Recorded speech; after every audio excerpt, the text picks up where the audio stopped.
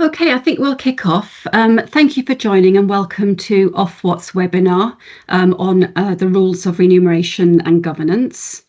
Can I just remind everybody that the session is being recorded today? So my name is Helen Campbell. I'm the Senior Director for Sector Performance in Ofwat. You can see on the screen now, hopefully, the agenda for today.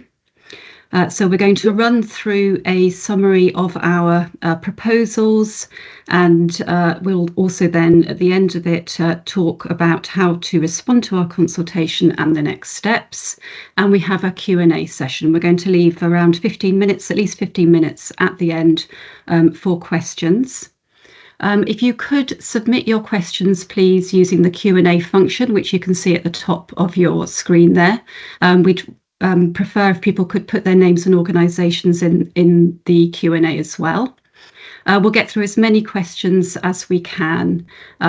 Following the closure of our consultation, we will be publishing a report which sets out what we've heard throughout the consultation, including any comments that we received today in today's webinar. Thank you. I'm going to go on to the next. So this is the team that are presenting today. As they come onto screen, they will introduce themselves, and I will pick up at the end and chair the Q&A session. So I'm going to hand over to Anna Payton. Great. Thanks, Helen, and good afternoon, everyone. By way of introduction, I'm Anna Payton, and I'm Director for Sector Governance at Ofwat. So in terms of the context for the proposed new rules on remuneration and governance, as you'll know, these are part of government's new Water Special Measures Bill launched in September and currently being debated in Parliament. And there were key debates held in the House of Lords last week and earlier in October. And the bill covers a number of areas, and some of these relate to and give powers to other regulators as well, namely the Environment Agency and the Drinking Water Inspectorate. Once the bill receives royal assent, expected early next year, but subject obviously to parliamentary process, and once the relevant statutory consultations have also taken place, Ofwat will issue the new rules. In terms of timing, as set out in the bill, there's provision for the rule relating to performance-related pay to apply to the financial year beginning April 24, and it's currently intended that the other two rules prescribed in the bill relating to fitness and propriety and consumer involvement in decision-making will come into effect next summer. We're also keeping open the question of whether we'll issue additional rules relating to remuneration or governance as part of our new powers under the legislation. And then in terms of the drivers for these new rules, the bill as a whole delivers on specific government manifesto pledges and is intended to strengthen the power of regulators in the sector and drive meaningful improvements in the performance and culture of the water industry. And equally, from an Ofwat perspective, our priority is to use these new remuneration and governance rules and the additional powers they'll give us to improve the culture, leadership and behaviours at the top in water companies, taking action in the short term to rebuild public trust and strengthen resilience in the sector over the long term. Next slide, please. So the bill as currently designed sets out that Ofwat may issue rules relating to 1, the remuneration of directors and others in water companies, and 2, the governance of water companies. And it then specifies that within that context, Ofwat must issue rules which do the following. Prohibit the payment of performance-related executive pay where company performance fails to meet specified standards. Require companies to only appoint and have in place individuals in senior roles who meet certain standards of fitness and propriety, and ensure consumers are represented in company decision-making. So this means that as a minimum, subject to the legislation, we will issue these 3 rules under the new rules mechanism. Once the bill is enacted, Ofwat will be able to issue rules for all relevant undertakers. So the rules will apply to the 16 largest water and/or sewerage undertakers in England and Wales, subject to legislative approval from the Senate. But undertakers as defined also includes new appointees. And on this point, we're giving further consideration as to whether amended or alternative arrangements would be appropriate. We will be able to set different provision for different descriptions of undertakers. So, for example, if we deem it's not appropriate or proportionate for certain rules to apply to new appointees, given their smaller size, we'll be able to design for that. And as with the other areas, as we've set out in our consultation, we'd welcome feedback from respondees on this area and our potential approach. Then with regard to the application of the rules, the intention is that if there's a breach of a rule, we'll have the power to issue a direction to the company detailing what's required to bring them back into compliance.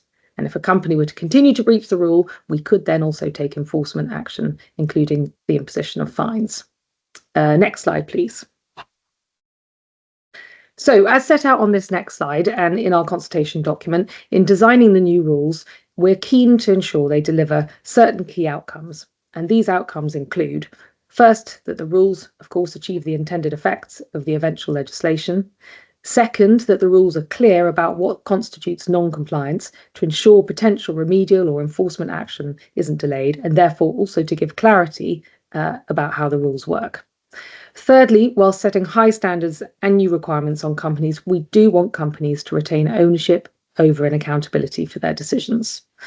Fourthly, Ofwat has to have regard to the principles of best regulatory practice in designing the new policy, and this includes that our regulatory activities are transparent, accountable, consistent, targeted, and proportionate.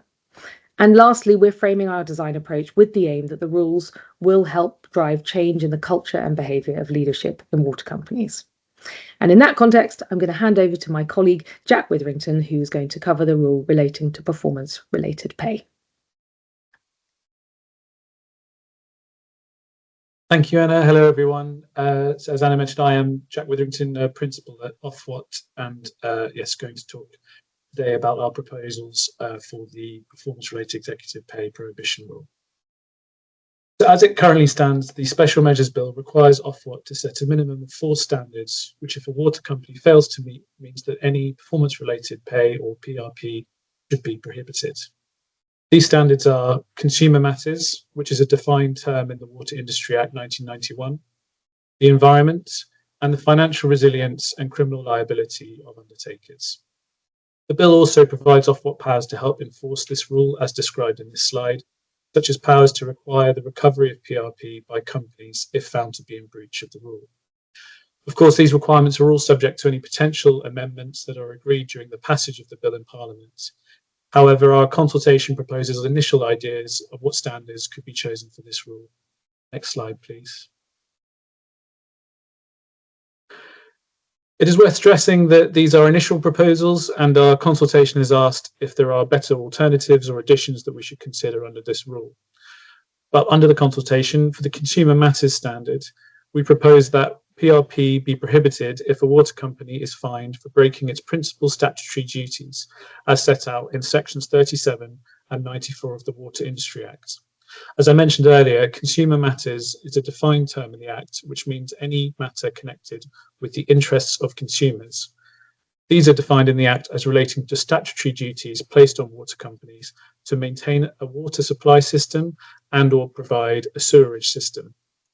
These are some of the most fundamental duties that a water company must carry out.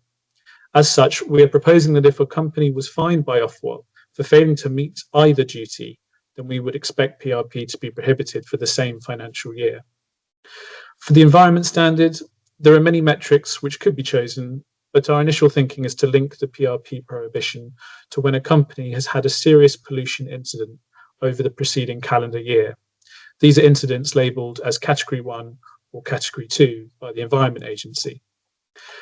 These represent the most serious pollution incidents a water company can commit, and which have greatly damaged customers' trust in water companies when bonuses have been paid in spite of serious pollution occurring. On financial resilience, we have proposed this standard is a minimum credit rating, which if a company falls below it would result in PRP being prohibited. We have suggested 2 possible options, including the lowest investment grade rating, but are interested in hearing feedback to the consultation on what should be the minimum threshold. Lastly, on criminal liability, we have proposed PRP should not be paid if a water company has been convicted of a criminal offence. Put simply, we believe that PRP shouldn't be paid when companies have been found to have broken the law.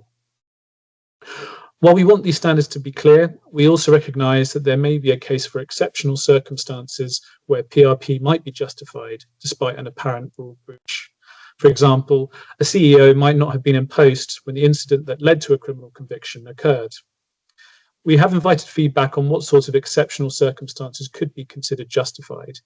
However, we are clear that companies would have to meet a very high evidential bar in order to justify paying for PRP, despite appearing to breach the rule's standards. In terms of the scope of this rule, we've proposed this would affect any executive director who is a member of the regulated company board in receipt of PRP. In terms of what PRP is in scope, this is defined in the bill as any payment, consideration, or other benefit which results from the meeting of any targets or performance standards. As such, we are not only considering just annual bonuses within the scope of this rule. Finally, subject to this consultation and the passage of the Special Measures Bill, we will look to implement this rule via a statutory consultation next year. As provided for in the bill, our intention is to begin applying the rule to PRP awarded for the 2024-2025 financial year. I'd now like to hand over to Jackie to speak about our proposals for the fitness and proprietary rule. Thanks, Jack. Good afternoon, everybody. I'm Jackie Sullens, a principal in Ofwat. Next slide, please. So to recap, the bill sets out that this rule on fitness and propriety would require water companies to appoint persons to hold senior roles only if they meet specified standards as to fitness and propriety or in respect of other matters. And it would prevent persons from continuing to hold senior roles if they fail to meet such standards. Regarding the phrase or other matters in the first bullet point, the explanatory notes for the bill explain that this as other standards. But to be clear, Ofwat is only consulting on standards of fitness and propriety at this time. However, if you have views on other standards, please do provide them in your consultation responses. The consultation section on this rule discusses the proposed respective roles of Ofwat and water companies regarding the rule, being Ofwat to set a fitter proper person test and water companies to implement it, reflects that there are some current fit and proper person tests in use, both in the water and other sectors, and summarises what some existing tests include. Key areas being character and previous conduct, skills and experience, and a person being financially sound. In the consultation, we invite views on the most appropriate standards for the rule and its scope, and on options for how Ofwat monitors compliance. Next slide, please. So regarding appropriate standards in the consultation, we propose 5 standards which a test could include concerning character and a person being financially sound. These are that a person does not have any unspent convictions, hasn't been the subject of any adverse finding or settlement in civil proceedings, hasn't been the subject of a regulatory investigation or disciplinary proceedings, hasn't been the subject of adverse findings of mismanagement in relation to a regulated activity, and is not or has not been involved in the management of a business that has gone into insolvent liquidation or administration while in connection with that organisation or with 1 year of that connection. So we seek views on those as well as any additional standards respondents may wish to propose.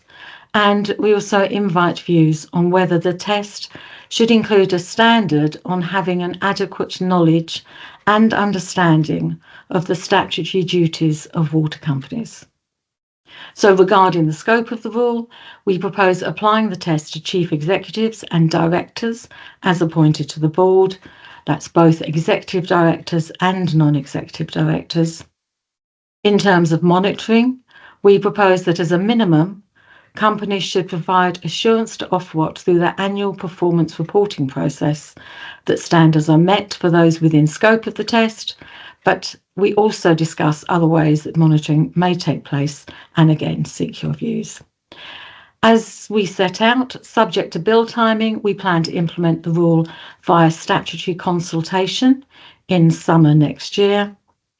And alongside the consultation, we continue to investigate existing fitness and propriety standards and tests, and to consider how water companies currently take account of such issues in their recruitment processes.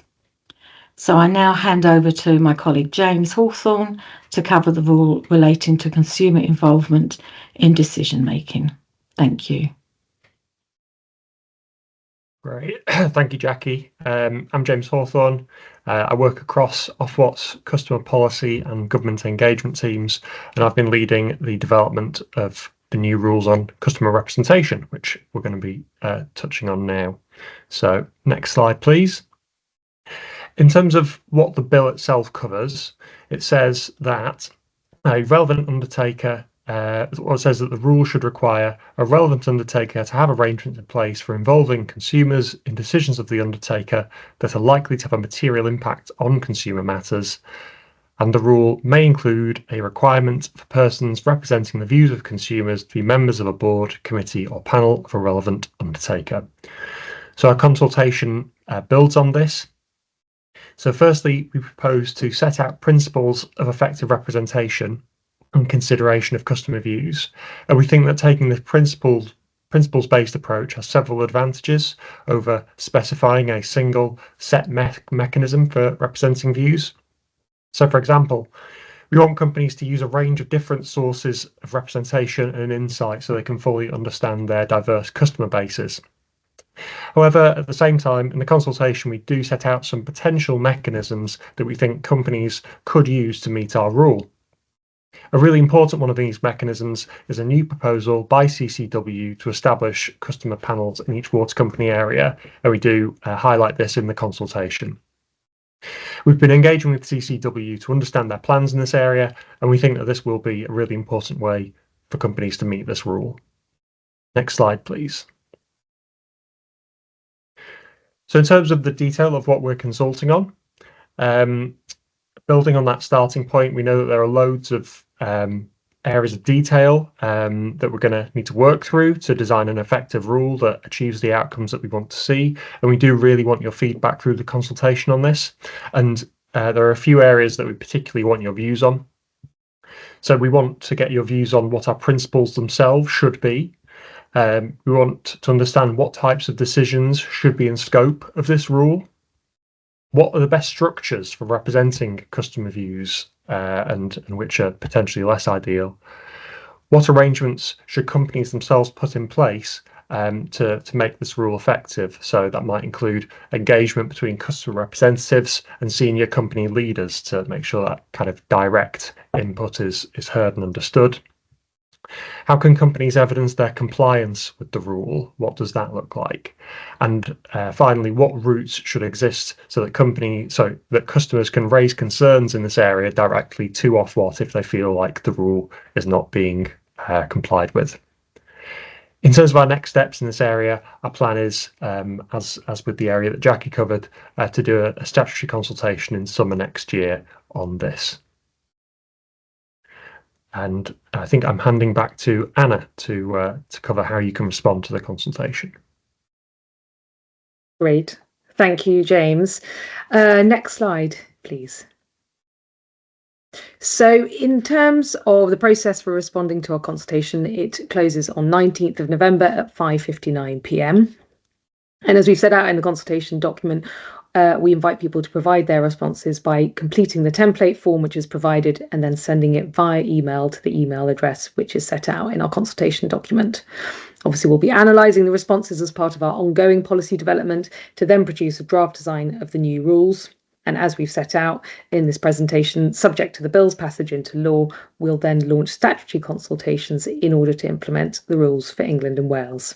So you can see on this slide our proposed timing, the different phases for the statutory consultations, and when it's intended that the 3 rules will come into effect. So I'm now going to pass back to Helen, who is going to lead on our Q&A part of this session. Thank you, Anna and team for sharing those slides. So now is the opportunity for you to ask questions of us in relation to the policy consultation.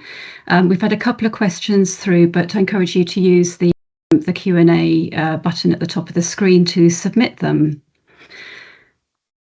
So there is a couple of questions on a similar theme in regard to the potential impact of the PRP prohibition on what that may do to base pay in the sector, and also on recruitment and retention. A question also from an investor perspective around unintended consequences. So I'm going to ask Jack to pick up that question, please. Thanks, Helen. Yes, we do recognise that inflated base pay could be a risk with this rule. But that's why we've tried to design a rule that is proportionate, where the breaches of the standards are severe enough to merit a prohibition of PRP, but while also still enabling payment of PRP in appropriate circumstances to incentivise good performance. Base pay is not performance related, so it's not within the scope of this rule, but we would certainly welcome further feedback on how we can avoid that unintended consequence of inflating base pay. But what we don't expect is for companies to simply transfer into base pay what would have been paid in PRP were it not for the rule. Nor would we want to see the PRP amount paid via another party, which the bill does actually have a clause aimed at preventing from happening. Thank you, Jack. And just whilst we're waiting for other questions to come through, a common question that we have been asked is how these new rules will sit alongside Ofwat's existing governance rules, that are those that are set out in our board leadership transparency and governance principles that were updated in 2019. So I'm going to ask Anna to answer that question. Great, thanks, Helen. So our intention is absolutely that the new rules work with our existing tools which relate to governance, and ensuring that complementarity will be a key part of our policy development. Under the bill, as we referred to, we can also establish additional rules relating to remuneration and governance, and as part of our policy work, we're also currently assessing whether we'd make any updates to the board leadership transparency and governance principles 2019 as part of that work. Thank you, Anna. Another question that we have been asked is in regard to amendments currently being tabled by members of the House of Commons and Lords in the consultation outcome. So Anna, do you want to pick that one up as well, please? Yeah, great. So in terms of those views, obviously we will consider all views and proposals that are submitted in response to our consultation. Obviously, the final form of legislation will be determined by Parliament and the process that it's going through there. Thank you. So another question that we have been asked is, will we require consumers to sit on boards? So I'm going to ask James to respond to that. Great, thanks, Helen. So we've taken account of how customer views will be considered by a company in our initial proposals, which we're consulting on, and obviously we'll take account of any suggestions as we develop our proposal further. So if you have strong views on the kind of precise mechanisms for this, then please let us know. Certainly, I think we're looking for a range of different a range of different ways that that companies can comply with this rule to achieve the outcome that we want to see, which is ultimately companies becoming increasingly customer focused, understanding the needs of their customers, listening to their customers, and for that feedback to be embedded at the right levels. So yeah, certainly welcome all views on that. Thank you, James. We've had a question from Richard regarding when the rules will apply and would they apply to deferred bonus awards granted prior to the 1st of April or after the 1st of April. Can I ask Jack to come in on that one, please? Yes, thanks, Helen. So yeah, the rule itself, as well, it's actually prescribed in the bill that the rule can apply to performance in the year in the financial year of 24-25. So it would only be for the performance of that year that would be affected by the rule, not performance for preceding years. Thank you. And can I ask you, Jack, to pick up another question that's come through regarding, is there any intention to extend the PRP prohibition beyond executive directors? So that's not our current intention with the proposal we have in the rule. As I mentioned earlier, and as we have proposed in the consultation, we're proposing that it affect only executive directors who are a member of the regulated company board in receipt of PRP. We do ask a question about that scope, but that is our proposal. Thank you. There's a fairly long question here. I'm just trying to understand, so I'll come back to it. A copy of the slides. Can we make them available? Team, can you follow up on that with a reply?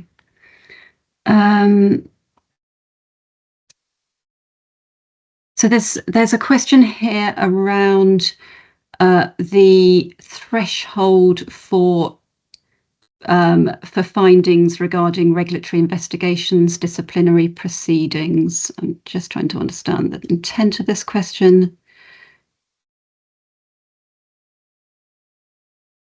Can I just ask the person that's put that question in to clarify whether this is a question about the fitness and proprietary element or the rule in general? I'm sorry, I'm struggling to get to the crux of the question on that one. So there's a question from Holden regarding what role does Ofwat see for ICGs and these three rules. So I'm going to go to James to cover that, please. Yeah, great.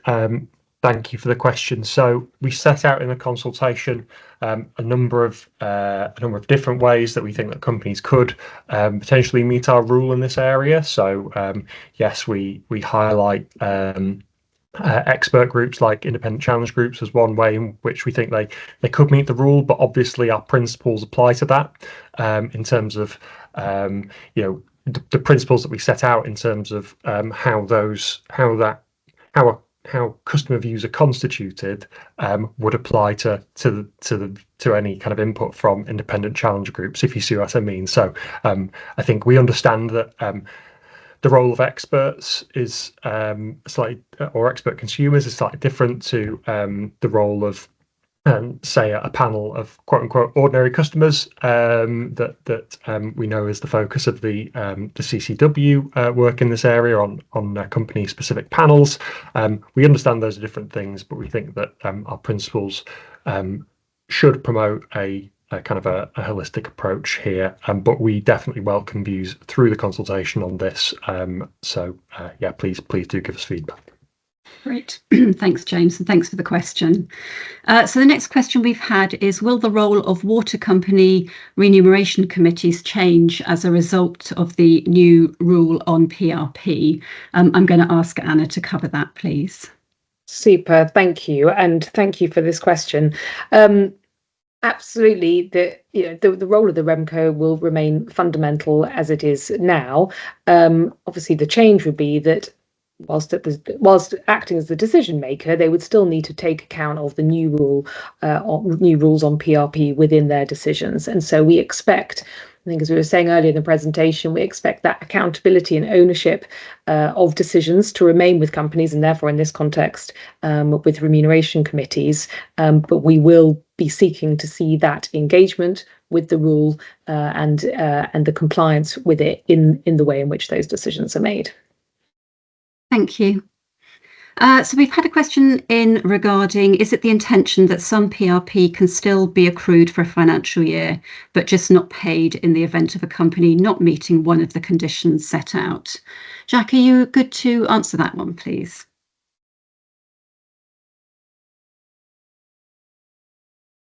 Sorry, I'm just reading the question, so I could get it correct. So PRP could be accrued for a financial year, but just not paid in the event of a... Yes, well, I think I understand this question correctly. The idea of this rule is that at the end of each financial year, Ofwat will be looking at what PRP is paid and whether that complies with the rule. So if one of the standards that the company doesn't meet has been breached, then the expectation there is that all of the PRP would be prohibited. That's currently what our proposals are at the moment. There is a opportunity for companies to rectify that. So Ofwat, under the rules, could issue a direction notice asking the company, basically directing the company to how they can come back into compliance with the rule, and that could involve sort of addressing PRP that shouldn't have been paid because it breached the rule and needing to recover it. But that's still something we're working out the detail of. I think that's what the question is implying. Thank you, Jack. Yeah. If I can go to you on the next one, Jack, it's regarding further details on why you've opted for serious pollution incidents for the environmental aspect of PRP. What about other aspects of industry environmental performance beyond pollution? Yes, so that is one thing we have sort of been considering a lot, and there are many different avenues that you could go down on the environment standard. There's nothing specific in the bill beyond just the environment as a standard. It is, again, an initial proposal, so I would recommend people do engage with the consultation to suggest other potential standards that could be considered. But I think one of the main reasons why we chose for serious pollution incidents is, first of all, that does seem to be one of the big impacts that we're seeing, where public and customer trust in companies, in water companies, are falling at an all-time low because they're seeing bonuses being paid despite very bad pollution performance. So that's a very obvious public perception that we're trying to address with this rule. There's also a case of proportionality, as Anna mentioned in our consultation document. Proportionality is a big element of this, and so we need to make sure that the severity of the offence merits a prohibition of that PRP. So we're looking for the most serious, most severe incidents which are easily and clear and unambiguous, so that we can take swift action so that enforcement's not delayed or frustrated. So that's why we've initially proposed serious pollution incidents, but as I say, it's not the final proposal, so very much welcome further feedback on that. But certainly I think what we're looking for are incidents where they are demonstrably and obviously a very clear and major failing by the company. Thank you, Jack. We've had a follow-up question from Mike in regarding expectations that execs are asserting that execs are expected to earn a certain amount, of which there is an expected level of PRP in a given year. I think whilst that may be the case, there is also a viewpoint which is that bonuses are there to be earned, and earned in the sense that they are linked to performance for customers and the environment, and that should be a starting position for looking at bonuses. I think the point of setting out the consultation and the approach that we're setting out today is to provide an opportunity for people to input into the rules that we are consulting on, and to set clear expectations for how we expect bonuses to operate in the future. There's another question, I think, on independent challenge groups, which I think James has covered. Thank you. And just going up. Another one regarding, have you considered using a 1-star on the EPA as a way to judge the PRP issue? Thank you. That is something that has been raised in other fora. Can I go back to Jack on that one, please? The popular topic, PRP. Yes, again, another consideration we did make. But obviously the EPA rating covers a lot of different performance metrics, and again, it's going back to that point of proportionality, not whether something is poor performance, because obviously a 1-star would indicate that. It's about whether that metric merit a prohibition of that PRP being paid. Our expectation is we want it to be the most severe offences, just as we're applying it to other things like financial resilience or the consumer duty, where those are related to, as I said, the fundamental statutory duties that a company is expected to comply with, and that we don't think is controversial to say that if you were found to be in breach of those duties, that as a leading director of that company, you shouldn't be in receipt of PRP. So I would say the EPA is probably a bit too broad in the amount of incidents they have in scope, but we will be using the EPA to, if we do go ahead with serious pollution incidents, it will be the EPA metric that we use to judge that performance against that standard. Thank you. We've had a question in regarding how Ofwat will monitor compliance with the rules. Can I ask Anna to pick that up, please? Yes, absolutely. So part of our policy development is very much also looking at how that monitoring of compliance will work. And I think we've set out in the consultation across the different areas, there'll be different ways in which information would be required from companies, but we're also keen to consider the ways in which we would engage with companies throughout the annual process, the annual cycle, to ensure that we are understanding the extent of the compliance. So I think monitoring will be absolutely a key question in terms of our supervision in this area. I think for each of the policy areas that we will, to a certain extent, there will be a bespoke approach depending on the information that is needed, and very much to ensure that that engagement happens as well as receipt of information to ensure there's a good flow of information between us and what's required from each of the water companies. Thank you, Anna. We've had a question regarding the potential viewpoint that there could be a sector brain drain with these new rules. And is there any capacity to revisit what will be put in place now? And if not, why not? So clearly we're interested in all views, and we would encourage respondees to feed their views into our policy consultation, and any suggestions as we develop our proposals.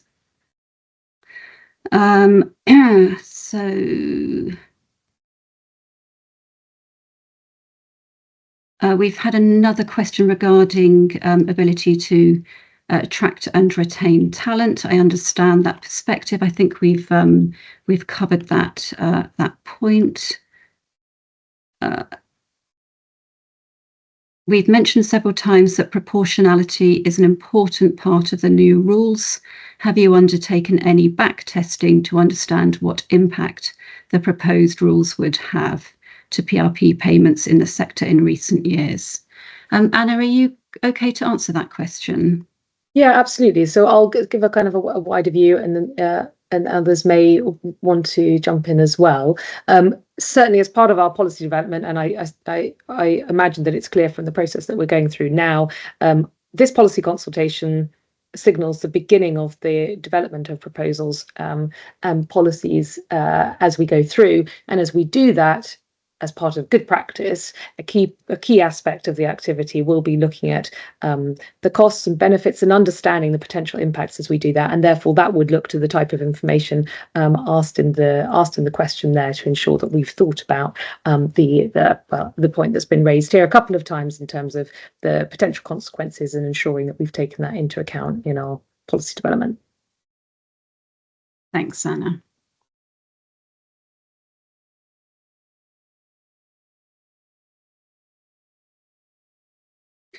So that we've had a question regarding the standard on section 94, which is the company's general duty to provide sewage, a fit sewage system overlap with the pollution incident standard. Are both needed? Anna, can I come to you on that one?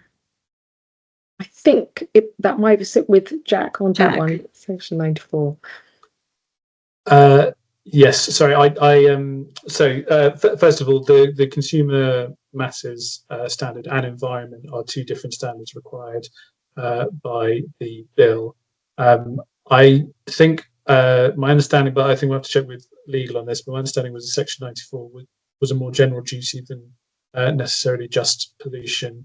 And certainly, I don't know about whether serious pollution or just normal pollution are also considered within that. So that's a good challenge. We'll take it away and think about it. But my understanding was there were some differences. Thank you. We'll take that one on board. We've got a viewpoint here, Jack. If you wouldn't mind picking up this question, you can have more than one serious pollution incident and be more than 1-star EPA. So there's a question regarding the logic that EPA is not being used as a metric. I'm not quite sure whether the question is asserting that EPA should be used as a metric, or agreeing or putting forward a view that it is too broad. So have we considered the interaction between the EPA star rating and pollution incidents?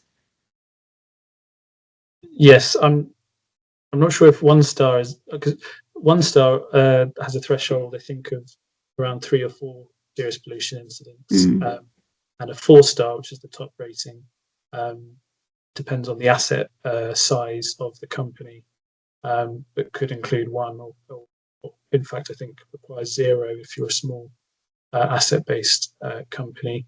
I think the point I was making was that you could have 0 serious pollution incidents, but there might be another element, the EPA rating, that could be a different standard. So, and I also would point out that I think 1-star is the lowest, but 2-star is below average as well. There's a lot of, I think this goes back to this point about severity of the offence, and having clear, ambiguous, obvious failings that are major and that sufficiently would be arguably sufficient for a prohibition of the PRP. So it goes back to that point about severity, whereas I think EPA covers a lot of things. And actually, maybe this is the point this person's saying, or maybe unintentionally, but given that you could have potentially a 3-star rating but have multiple serious pollution incidents, then that also actually might not address the fact, again, that big sentiment that we pick up from the public, that they're not happy, in particular that bonuses are paid when there's been obvious serious pollution occurring. So yeah, it's not quite as simple. I probably haven't explained that entirely very well. I hope I've covered that point. I'd always encourage individuals, if we haven't got the gist of the question, please do respond to the consultation in writing, and we will pick up those points that way. We've had a question regarding a link between, do we propose to have any link between environmental performance assessment and adequate allowed funding from Ofwat? For instance, if Ofwat rejects environmental spend in PR24 and companies find themselves in breach despite spending their allowance in full. We provide in our determinations cost allowances for companies to efficiently carry out their environmental functions as part of the price control process. So we don't foresee that to be an issue. There's a question regarding how will the rules support the drive for greater operational performance for the benefit of customers and the environment. Anna, do you want to pick up that broad point around the intent of the rules? Yeah, absolutely. And this goes back to a point that we were drawing out near the beginning, that we are looking to drive those standards at the top of companies in order to bring about ultimately better performance for customer and the environment. So although each of the rules are quite different, there is certainly this common driving theme of either the customers and or environment within all of those. And certainly, even if you look at it from the fitness and propriety perspective, we are looking at what are the standards, how do we ensure it's accepted that there are high standards across the water industry, and in turn that these are framed within the important principles of the priority of environment and customers, and how do we drive that increased performance and outcomes that drive benefit for both those core stakeholders. So I think it's absolutely the right question, and it's the strategic framing, I think, one of the key points, framing how we are approaching this and the design and the outcomes that we're trying to achieve. Thank you. I think we've come to the end of the questions. Just one more in the chat that we haven't answered. Can you please clarify which environmental standards you'll be looking at WOX, that would apply to WOCs. I think that's a really good point that's been raised there. We will consider that point further, and we do welcome any responses to the consultation with suggestions on that point. So there is I suggest that we wrap it up as we have no further questions. So thank you very much for your time today and for the engagement and questions that you've raised. We encourage you to submit any thoughts through the policy consultation response. And as I said at the beginning, we will be publishing a summary of the input and questions that we've had today from this webinar when we publish the responses to the consultation overall. Thank you very much indeed for your engagement, and have a good rest of the day.